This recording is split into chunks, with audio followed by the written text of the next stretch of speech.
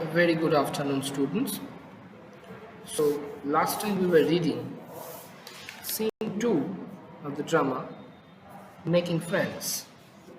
So, here today we will begin with scene 3. So, there we read about a family. The family is the family consists of four little sisters, and there is a mother. They are living alone. Their father is at war. This family is somehow making their both ends, and they are living amicably among themselves. And the most active member of that family, that is Joe, a girl, a tomboyish girl, she finds out that there is another boy living in their neighborhood. And that boy is very lonely because there are only a grandpa of that boy and a housemaid of their house. So she understood, and she felt how lonely that boy must be, feeling sitting alone all the time in his room. So one day she decides to meet that boy, and she met him. She just threw a pile of snow at the window pane of the boy where the boy was sitting. Then the boy opened the window, and he had a talk with Joe. Joe asked him whether he is having someone who could read him some stories or with whom he could play. But the boy informed Joe that there was no such person in his house who could play with him, and at the same time he also informed her that though sometimes his grandfather reads some stories for him during his bedtime, but this happens very seldom, very scarcely. His grandfather comes and reads all those things because his grandfather is a grave person who is busy. Most of the time, he is busy in his library, and that is why the comic books which the boy likes, is not so much preferred by his grandpa. So, eventually, the boy spends most of his time alone in his room. So now, the our Joe, she promises the little boy that don't worry, stay put because you have already got cold. Let me ask my mother whether I can come to you, I can meet you, I can play with you. Once I get that assent, that moment I will be knocking at your doors. So after some time, the boy was waiting with bated breath, just for the because that was the first time in his life that he was going to meet someone uh, else from his family. He was going to get acquainted with a new neighbor. That is why the boy was very much elated and at the same time very much anxious. So he was waiting there, looking at the window, looking at the door. So right then the doorbell rang, and he understood that it was Joe. Yes, it was, and she came with the kittens of Beth, and at the same time a beautiful cold dessert. It is called blancmange for the little boy. And the housemaid informed Laurie, that little boy, that someone has come. And then the little boy told her that I know this is Miss Joe. We had an appointment. Let him through. Let her through. Then she reached there, and now we will see what happens and how Joe brings entertainment in Laurie's boring life. How she changes his life, whether she could make any change, whether she could bring the long, the thing that was that the little boy had been longing. This is something entertainment, some amusement in his life, which he was lacking all the time. Let's see whether Joe can bring it for the boy or not. So the first line tells that when the curtains rise, we see a young boy in a flutter of excitement. The boy was so excited that it was like the rapid movement of bird's wings. That's called flutter. The boy was also feeling like that, and at the idea of having a companion, yes, the prospect of having a company, and that person who is someone different, someone beyond his family background, that is something which was making the boy so elated, because that for him was the first time he was about to meet someone beyond his family circle. He frequently glances at the door as if expecting someone. Yes. A bell peals in the distance and the boy stops. Transfixed means confounded, baffled, thwarted, puzzled, not knowing what to do.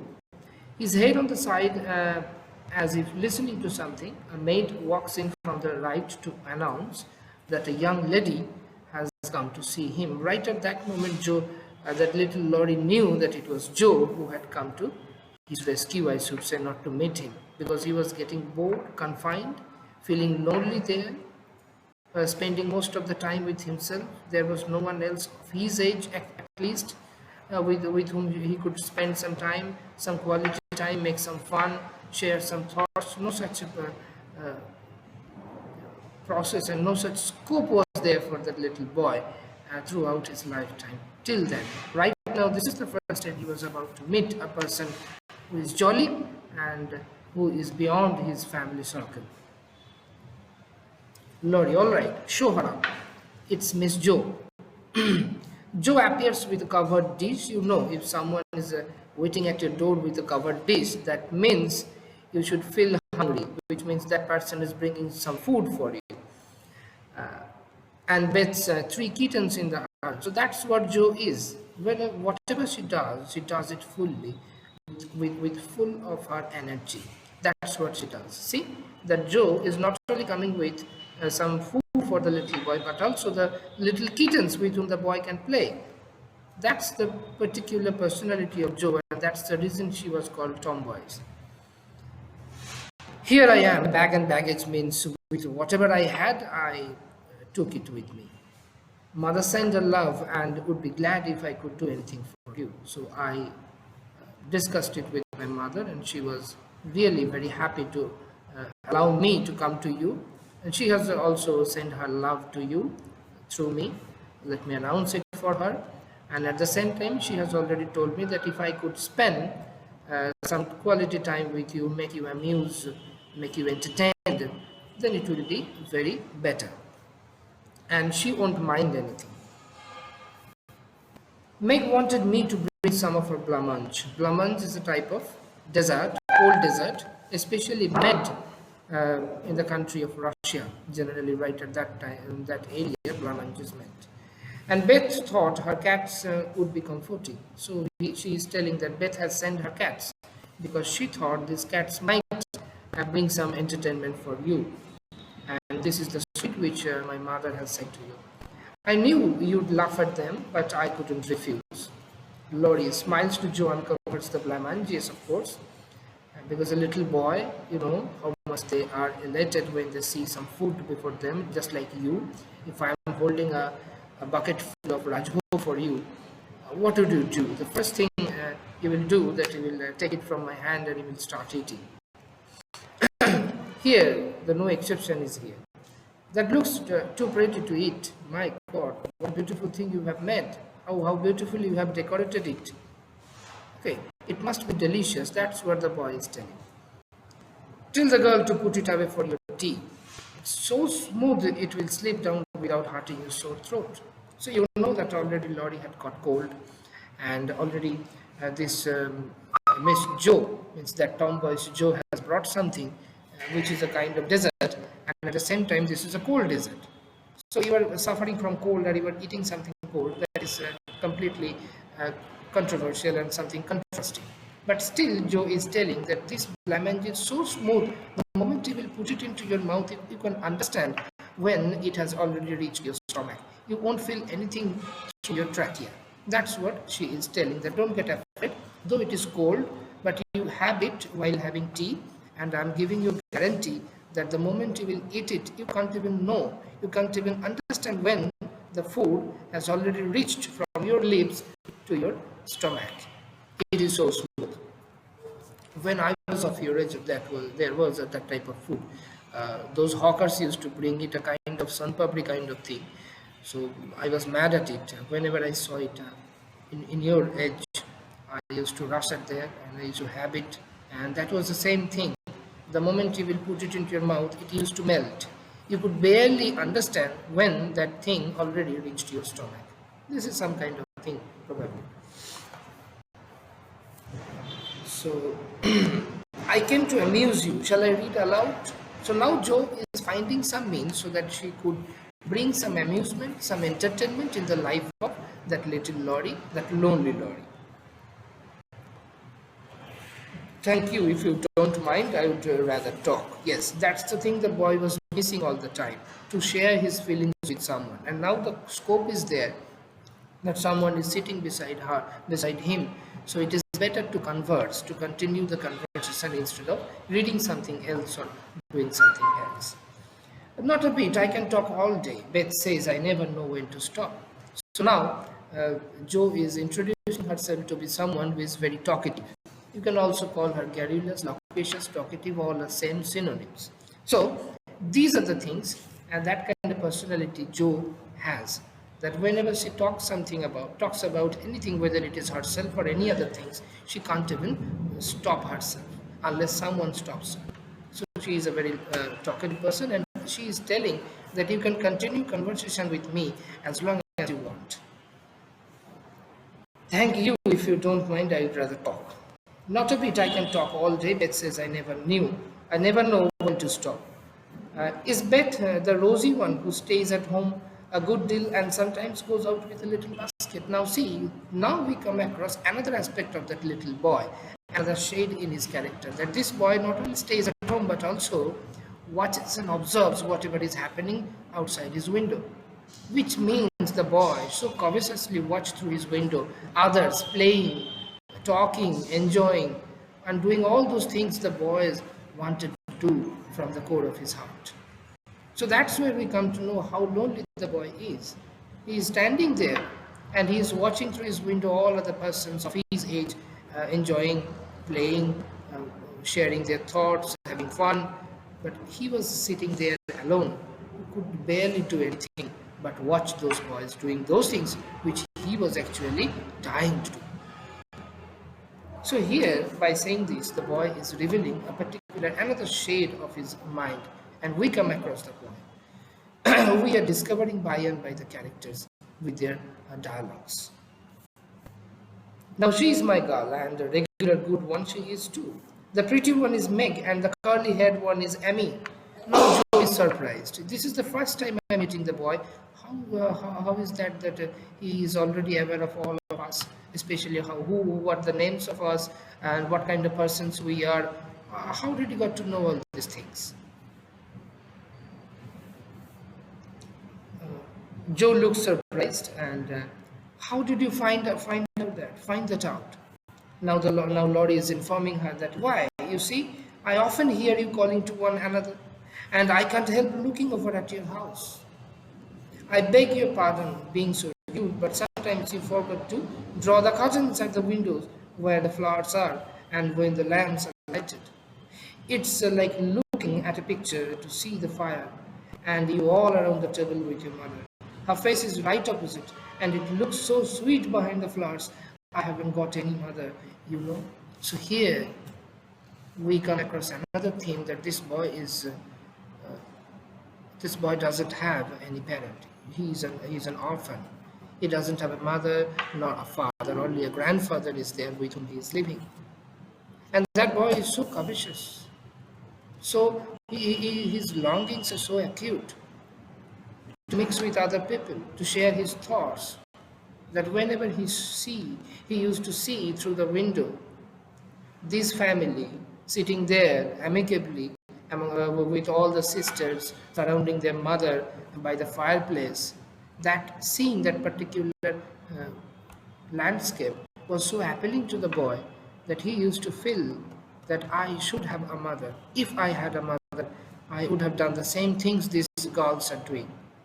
So now we know that why this boy was feeling so lonely. It is not only that that there was no one of his age to play with, to converse with, to make fun with, but at the same time that watching others enjoying those family life we call the family splendor of a family, that thing was continuously pinching the boy that you are alone, you are living alone, and all these people are making something which you should have done. So painful it is. See, Joe eagerly is telling, we will never draw the curtain anymore. Don't worry. Sometimes we forget, but now because I got to know that you often look at us, I will never draw that curtain again so that you can look at us. At least there you can find some amusement in your life. And I give you leave to look at as much as you like. I just wish, though, instead of peeping, you would come over and see us. Yes. Why should you need to peep over us? You are welcomed at our home. Just whenever you feel that you need to come to us, you just come there and we will be there to entertain you. Mother is so splendid. She would do you heaps of goods, and we would have jolly times. Means very very splendid times. We can spend the time making fun. Wouldn't your grandpa let you? I think he would if your mother asked him. He's very kind and he lets me do what I like pretty much. Only he's afraid that I might be bothered to strangers. Yes. The one thing that grandpa is afraid of is that there are some strangers and there are some typical type of peoples. That person might already have lost his daughter or son, whatever he is. I mean, the boy's father or mother. So right now that particular person is so much protective and possessive towards the little Lorry. He can't just make little Lorry go outside of his sight, go out of his sight.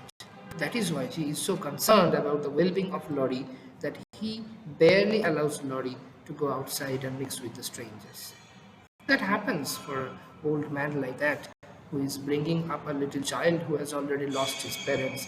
This is the most common thing that will happen, and that will be the uppermost of the thought of a person who is aged and bringing up a little boy who has already lost his parents. So we can't just blame Mr. Lorry's grandpa for being rude to him. It is his excessive protection and possessiveness that seems to us something rude. I think he would if your mother asked him. He's very kind and he lets me do what I like pretty much, only he's afraid I might be a bother to strangers. Now Joe interrupts and says, but we are not strangers. There are 3 words regarding how you were known to others. First one is stranger, means you don't know that person. Next step is acquaintance, means little bit you know about the person. Third step is friend, means you have already known so many things about that person. So Joe is telling that we are not strangers, we are friends, we are your neighbors, and you needn't think you will be a bother. Don't think that you will bother us. Your presence will bother us. We will be glad to have you within us. We want to know you. And Joe, Lorry start talking about books. Lorry, come down and see our library. Grandpa is out, so you need not be afraid. So tossing her head, I'm not afraid of anything. Now Lorry wishes to show his house to Miss Doe, and he is telling that grandpa, because grandpa isn't there, so no need to get afraid of. So you just come with me and let me show you my house. Now Joe is telling that I'm not afraid with anyone.